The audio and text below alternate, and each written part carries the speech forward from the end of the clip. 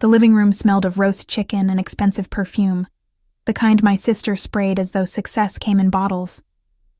Dad raised his glass, his voice booming with pride. "Your sister is successful and responsible, unlike you." The words weren't just an announcement. They were a verdict. Mom clapped politely. Sierra smiled modestly, the kind of modesty that photographs well. I sat at the end of the table, my plate barely touched, my silence written as failure. Dad leaned back, smug, and added, "She doesn't need help from anyone." That's when something inside me snapped. Not loud, not messy, quiet, decisive. I set down my fork, folded my napkin, and said, "Perfect. My $3,500 monthly transfers. End today." For a moment, silence reigned. Sierra's eyes widened, her fork clattering against china. Mom's lips parted, ready to scold, but no words came. And Dad, steady, confident Dad, shifted in his seat as though the floor had tilted beneath him. Because the truth was simple. Their golden child wasn't golden without the shine I poured into her. If betrayal has ever silenced you, share your story in the comments. And don't forget to subscribe for more. I had wired $3,500 every month for 3 years, just until she found her footing. Footing that somehow stretched into luxury handbags, vacations, and brand new furniture. I stayed late at work, ate instant noodles, skipped birthdays, all so she could focus on her career. And tonight, with Dad's smug toast echoing in my ears, I realized my silence had become their script. They had written me as the bitter failure and her as the radiant star, all funded by my invisible hand. I stood, my chair scraping against the floor like a final line drawn. If she doesn't need help, then she won't get any. The golden child's face paled, her lips trembling. For the first time, I saw fear crack through her perfect facade. But what I didn't know then was how far she, and they, would go to keep the illusion alive. I went home and opened the folder I'd avoided for months, the quiet archive where truth sleeps. Bank statements, wire receipts, texts from Dad that began with family first and ended with routing numbers. Mom's voice notes about protecting Sierra's image, followed by screenshots of boutiques that didn't take cash. And Sierra's messages, sugar-dipped. "You're a lifesaver. Just until my brand stabilizes." I laid it all out on the table like an autopsy. 3 years, 36 transfers. A neat $126,000 funneling from my overtime to her aesthetics. My family's roles were as tidy as columns. Dad, consultant, between clients, between truths, allergic to accountability. Mom, image architect, curated Christmas letters, filtered captions, 0 receipts. Sierra, entrepreneur, sponsored serenity, unsponsored bills. And then Aunt Ruth, my quiet anchor. She ran a small tax prep office and taught me to label every file like it might testify one day. I scrolled further back and found the first transfer, $3,500 labeled footing. I remembered that night. Dad had sat in my apartment patting my shoulder. "You're the practical one. Your sister's a visionary." I'd nodded, believing practicality meant love, believing visions needed scaffolding. Not anymore. I opened my banking app and canceled. The standing order, a single tap. The pipeline dried. I removed linked cards from Sierra's rideshare and meal delivery accounts, watched the permissions vanish like fog and sun. Then I drafted an email. Effective today, all financial support ends. Future requests must include a repayment schedule and collateral.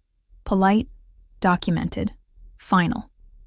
My phone buzzed before I could hit send. A notification from the credit bureau. New inquiry on your profile. I hadn't applied for anything. Cold slid down my spine. I logged into my reports, and there it was. A premium card application, pending, with my address, and a phone number that wasn't mine. I called the issuer. Security questions, verifications. The rep lowered her voice. The applicant used your name and SSN but a different contact line. We can freeze this and flag for fraud. Freeze it, I said, pulse thudding. Please send me the application. Copy. An email arrived seconds later. I opened the PDF and stared at the signature. It was almost mine. Almost. The loops were wrong, the pressure too heavy. And the emergency contact listed? Dad. I hovered over the phone, every part of me wanting to believe in misunderstanding, until a second inquiry hit my inbox, this time from a luxury furniture store. In my city, and the pickup name on the order was Sierra. The PDF glared at me from the screen. Sierra's name on the pickup. Dad's on the emergency contact. My identity stretched like a mask they wore without permission. I printed the documents, each page spitting out of the tray like a fresh accusation. Fraud wasn't just theory anymore. It was evidence. My phone buzzed. A family group text. Mom's message sparkled with emojis. Proud parents celebrating Sierra's latest feature in lifestyle luxe. Couldn't be happier. A photo followed. Sierra smiling in front of a leather sectional, champagne in hand. The same furniture store listed in the fraudulent order. My stomach turned. They weren't even hiding it. I called Aunt Ruth. She answered on the second ring, her voice calm, grounding. I was waiting for this call. I froze. What do you mean? You think you're the first one they've siphoned from? I've seen their filings, their little tricks. You're just the one with enough backbone to stop them. Her words were a mixture of warning and encouragement. I explained the inquiries, the forged signature, the stolen $126,000 framed as support. She listened quietly, then said, "Keep every receipt. Don't confront them yet. Corner them with proof, not emotion." That evening, I spread the papers across my kitchen table like battle plans. Bank transfers, fraudulent applications, screenshots. I labeled them in bold folders: support, fraud, evidence. But as I worked, my phone lit up again. Sierra this time. Her text was short. Dad says stop playing victim. If you cut me off, I'll tell everyone. You begged me to take your money. My laugh came sharp, humorless. Begged? The only thing I had begged for was acknowledgement, and even that was denied. Still, her threat stung, not because it was true, but because I knew how easily people believed her smile over my silence. I typed back only 3 words. Receipts don't lie. Not 10 minutes later, a new email arrived, this one from the bank. A flagged withdrawal attempt, $3,500, same amount as the canceled transfer. Except this time, the request came from an IP address traced to my parents' house. The bank's fraud alert blinked like a siren on my screen. $3,500 requested from my account, same amount, same timing, but not from me. The IP address confirmed it. My parents' house. My breath came shallow. They hadn't even paused to reconsider. The moment the pipeline dried, they tried to dig a new one. I called the bank immediately. The agent's voice was calm, practiced. "We've locked the attempt, ma'am. No funds were moved. Would you like to press charges?" The word charges echoed. Did I want to brand my own parents as thieves? My brother as complicit? Sierra as a fraud? But then I looked around my apartment, at the half-broken couch I still hadn't replaced, the peeling paint I hadn't touched up, the stack of unpaid personal bills I'd deferred so their lifestyle could shine. "Yes," I said firmly. "Document it. I'll need a full record." The next evening, I drove to their house. The golden brick facade gleamed under porch lights I had paid to install last summer. My father answered, smugness carved into his face. "Con." "Already?" he said, arms crossed. I held up the printed fraud report. "You really thought I wouldn't trace it?" Mom swept in behind him, pearls around her neck. Stop being dramatic. It was probably a mistake. I slapped the papers onto their marble console table. A mistake doesn't use my name, my SSN, and your IP address. Sierra appeared at the top of the stairs, phone in hand, filming. "Everyone's going to see how unhinged you are," she sang. Her calm arrogance nearly undid me, but Aunt Ruth's voice echoed in my head.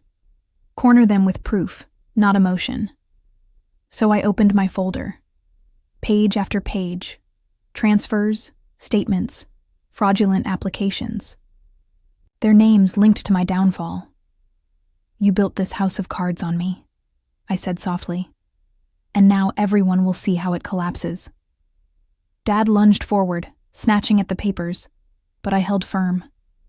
His grip slipped, his composure cracking. "You wouldn't dare expose your own family," he spat. "Watch me," I whispered. And at that moment, my phone buzzed with a new message. From Aunt Ruth. "If you're ready, I've already arranged a meeting with the investigator. Tomorrow, 9 a.m. Morning light inched through my blinds, carrying with it a mix of dread and clarity. I dressed simply. Black slacks, white blouse, as if armor could be woven from fabric. Aunt Ruth picked me up outside my apartment, her old sedan humming with quiet determination. "You've done the hard part already," she said, eyes on the road. "You stopped paying. You collected proof. Now let them bury themselves." The investigator's office sat in a plain government building, its walls bare, its hallways hushed. No chandeliers, no performance here, just fluorescent lights and the scent of paper. We were ushered into a room where a woman in a navy suit greeted us. Her tone was professional but not unkind. "I understand you're filing a fraud report. Against immediate family?" The question sliced deep. Against family. Words that would make my parents gasp in mock horror if they ever heard them. But family doesn't drain you dry and then laugh when you collapse. "Yes," I said, steady, "and I have the documentation." I slid the folders across the table. She flipped through. The photographs spilled across my kitchen table like a warning. Each frame was invasive, too close, too intentional. Someone had followed me, documented me, and delivered the evidence like a threat. My phone buzzed. A text from Sierra. "You think you're clever. Dad has friends. Careful what you try next." My fingers trembled, but not with fear, with fury. All these years, I had swallowed their contempt, financed their illusions, carried their debt like shackles. And now they wanted me to believe I was powerless. I gathered the photos, slid them into a new folder marked Intimidation, and added it to the growing archive. If they thought fear would silence me, they hadn't learned that silence was the very thing I had already broken. That night, Aunt Ruth came by with soup and her steady presence. She examined the photos, her jaw tightening. "They're trying to scare you off before the inquiry begins. But intimidation itself is a crime." I met her gaze. "Then it goes in the file." She smiled faintly, pride flickering in her eyes. "Good. Don't react. Document. Every threat, every stunt. You're building the wall that will finally stop them." The next day, I returned to work. My boss pulled me aside, concern etching his face. "Your sister called HR, claimed you've been misusing company resources." The accusation landed like a stone. "That's not true." "I know," he said firmly. "But we'll need to file this formally. Bring any personal accounts up to date, just in case. Even here, they were trying to corner me, to poison the well I'd dug for myself." I nodded, already planning. The investigator would need this too. Another folder. Career sabotage. When I got home that evening, the weight of it all pressed heavy. I stared at the files on my table, each one a chapter in a story I never asked to write. Support, fraud, evidence, intimidation, career sabotage. And then my email chimed. A new message from Dad. Subject, final warning. Body.